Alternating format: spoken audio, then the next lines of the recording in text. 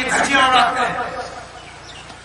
हमारे बच्चों के लिए यूएपीए, हमारे बच्चों के लिए जेल, और वो लोग जो हमारे फेक एनकाउंटर में, कत्ल में गुनहगार पाए जाते हैं, उनके लिए कोई सजा ही नहीं।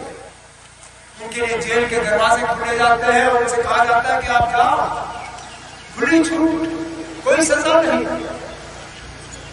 हमारे जज्बातों को ठेस पहुंचता है तो कुछ नहीं, उनके जज्बातों को जब ठेस पहुंचता है तो जेल।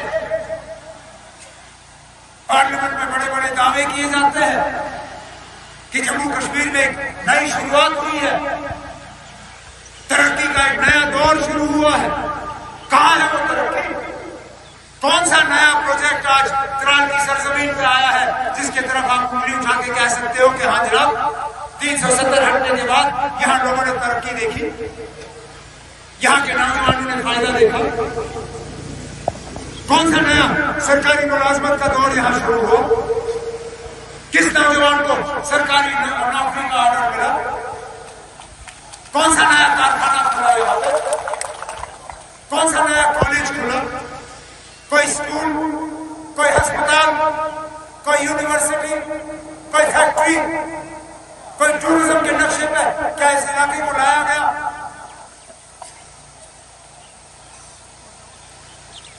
बिजली के निजाम का सबको पता है, 8-8, 10-10, 12-12 घंटे कट। अरे यहाँ ठीक है, जो प्रोजेक्ट हमने आपके हवाले किए उनका तो आपने क्या हाल किया वो हम बेहतर जानते हैं, लेकिन जो प्रोजेक्ट मेरे दौर में शुरू हुए उनका क्या हुआ? हुकूमत छोड़े हुए अब मुझे 9 साल हो गए, 9 साल। इन 9 साल में बताइए ना, कीरू, कांवर, रतले, सावलकोट, बगलिहार फेज 3 क्या हुआ इन पावर प्रोजेक्टों का? अगर इनको मुकम्मल किया होता आज आप जहां लोगों को 24 घंटे बिजली दे रहे होते, आज कंसेशन पे आप बिजली दे रहे होते। मीटर पे मीटर लगते हैं आप, कभी मीटर के नाम से, कभी डिजिटल मीटर के नाम से। आज नया दौर स्मार्ट मीटर, और ये तूफान का स्मार्ट मीटर। पीछे से बिजली है नहीं, हमें यहाँ पहले से पैसा भरना होता है। आगे लाइट होती नहीं है, मीटर में से पैसा जो है खुद निकलने का काम करती है। राशन का हाल, किलो किलो कम करके हमारा स्केल खत्म कर दिया। एपीएल को राशन नहीं, बीपीएल को राशन नहीं।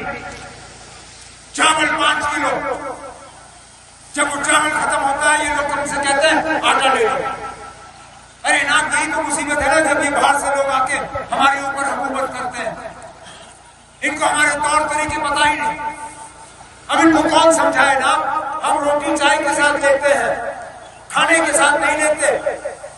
जब हम खाना खाने बैठते हैं तो चावल खाने के आदी है हम लोग। आप जब हमें चावल नहीं देते हो फिर हम करें क्या? मजबूर होकर फिर हमें बाजार से लेना पड़ता है। मिट्टी का तेल कहीं नहीं, रोज गैस के सिलेंडर की कीमत बढ़ती है और ये लोग कस से मस्त हैं। जरा सा भी हमारे मुश्किलात को कम नहीं। कहने के लिए तो जमहूरियत है, कहने के लिए तो हमें यहाँ अपना सियासी प्रोग्राम आगे ले जाने की पूरी इजाजत है, लेकिन फिर इंतजामिया से इनको कहा जाता है कि नहीं ना, हफ्ते में 1 दिन निकलो, 1 दिन में 2 घंटे अपने इलाके में जाओ। और ये हमारे मोहिदीन मीर साहब कभी कभी तो महीने में 1 बार भी इनको बाहर निकलने नहीं देते हैं। समझ में नहीं आता आखिरकार इन लोगों को डर किस बात का? हम मुल्क के खिलाफ कोई बगावत नहीं कर रहे, अपनी सियासी बात लोगों के सामने रख रहे हैं, अपना एजेंडा लोगों के सामने रख रहे हैं, लोगों को समझाने की कोशिश कर रहे हैं कि जम्मू कश्मीर में हालात क्या है, जिस बात की हमें खुली इजाजत है, खुली छूट है। ये लोग दावे बहुत करते हैं, अमन आया, हालात बदल गए, सारा कुछ ठीक हुआ, एक नई शुरुआत, एक नया दौर। लेकिन वो नया दौर यहां पहुंचते पहुंचते कहां हो जाता है पता नहीं। गिनने के लिए तो ये करोड़ों में टूरिस्ट गिनते हैं। आज मैं कुरान की सरजमीन पर खड़े होकर है कि आप लोग ये लाखों करोड़ों के टूरिस्टों का नाम जो आप गिनते हो, उनमें कितने लोग यहाँ करा लाते हैं? पुराना यहाँ टूरिज्म कर रहा है शिकार, सदियों पर यह टूरिज्म का एक बहुत बड़ा एक मुकाम रहा है। आज जब ये दावा करते हैं कि 1 करोड़ 10 लाख 1 करोड़ 15 लाख टूरिस्ट आए, वो गुलमर्ग भी गए, वो पहलगाम भी गए, वो सोनमर्ग भी गए, वो श्रीनगर के मुगल गार्डन्स में भी गए।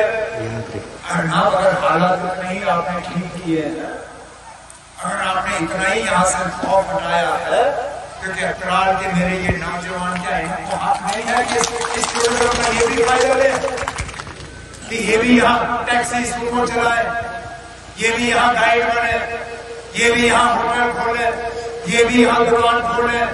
इस करोड़ में से 15-20 लाख टूरिस्ट, इनको भी शिकार घाट घूमने की इजाजत दी जाए। मैं तो तब मानूंगा कि जम्मू कश्मीर में वाकई आपने एक बदलाव लाया है, एक नई शुरुआत लाई है, जब मैं शिकार घाट को भी टूरिज्म से इसी तरह टूरिस्टों से इस तरह भरा हुआ देखूं, जिस तरह हम गुलमर्ग पहलगाम में टूरिस्ट देखते हैं। फिर ये हमसे पूछते हैं कि 370 ने क्या दिया? अरे नाम, अगर 370 हटने के बाद 10 पैसे का भी काम किया होगा, यहाँ आज हालात ये होते। मैं बताता हूं 370 ने क्या दिया। 370 ने यहाँ जम्मू कश्मीर के लोगों को जमीन के मालिकाना हक दिए, बिना एक डबल पैसा मुआवजा दिए हुए। दिखाए मुझे, मरकज की हुकूमत मुझे बताए, इस मुल्क में कोई और ऐसी रियासत जहां बिना मुआवजे के लोगों को जमीनों का मालिकाना हक मिला। अरे तालीम का हक बाकी मुल्क में 10 साल पहले मिला। जम्मू कश्मीर एक वाहिद रियासत थी जहां बाबा कौम शेर कश्मीर शेख मोहम्मद खुल्ला ने स्कूल से लेके यूनिवर्सिटी तक हमारे बच्चों को मुफ्त तालीम 370 की बदौलत। और क्या चाहिए? ना आपने राशन दिया, ना आपने बिजली दी, ना आपने रोजगार दिया, ना आपने पानी दिया। कतरा कतरा पानी के लिए आज लोग तरसते हैं। महकमे का नाम बदला इन्होंने, जल शक्ति। अरे हमारी जबान और उनकी जबान में फर्क है। हमें तो समझ में नहीं आता ये जल शक्ति है क्या चीज, लेकिन हमने सोचा चलो नाम बदल के कम से कम इनका काम भी बदल जाएगा, फर्क आएगा। कुछ नहीं, ये खोखले वादे, झूठ। और इसमें भी जब हम इनके खिलाफ बोलते हैं तो ये नाराज हो जाते हैं, फिर ये तरह तरह की अजीब बातें करते हैं। और सही कहा मेरे साथियों ने, आप लोगों को खुद भी, और आपने देखा होगा, सबके निशान नेशनल कॉन्फ्रेंस के तरफ। वो लीडर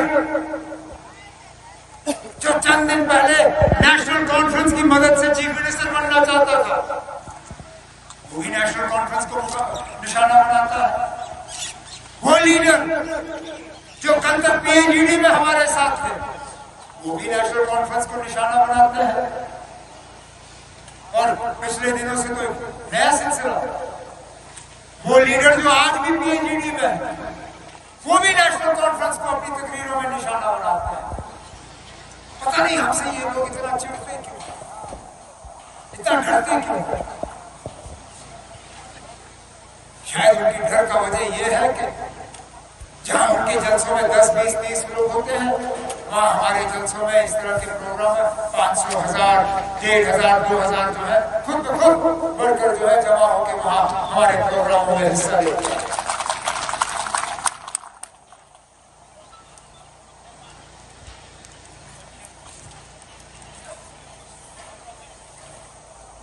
हम इख्तियार की लड़ाई नहीं लड़ते। मंजिल मेरा वज़ीर आला की कुर्सी नहीं है, न कभी था न आगे होगा। हम अगर लड़ाई लड़ रहे हैं तो अपनी खोई हुई शनाख्त, अपनी खोई हुई पहचान, हमारी जो इज्जत हमसे ली गई, हमारा झंडा जो हमसे लिया गया, हमारा आईन जो हमसे छीना गया, हम उसकी वापसी की लड़ाई लड़ रहे हैं। और ये लड़ाई हमारी जारी रहेगी जब तक हम इसमें कामयाबी हासिल नहीं करते पुरअमन तरीके से। हम वो लोग नहीं हैं जो कानून को अपने हाथ में जो लेते हैं, हम वो लोग नहीं हैं जो हालात को बिगाड़ने का काम करते हैं, हम वो लोग नहीं हैं जो जम्मू कश्मीर को तबाही की तरफ लेते हैं। उल्टा हम वो लोग हैं जो पुरअमन तरीके से जानते हैं किस तरह अपने हकूक के लिए लड़ना है, किस तरह अपने मकसद को हासिल करना। और मैं आप वर्कर हजरात को यकीन दिलाना चाहता हूं कि हम कोई सौदाबाजी करने के लिए, मैदान छोड़ने के लिए तैयार न थे, न है, न आगे रहेंगे।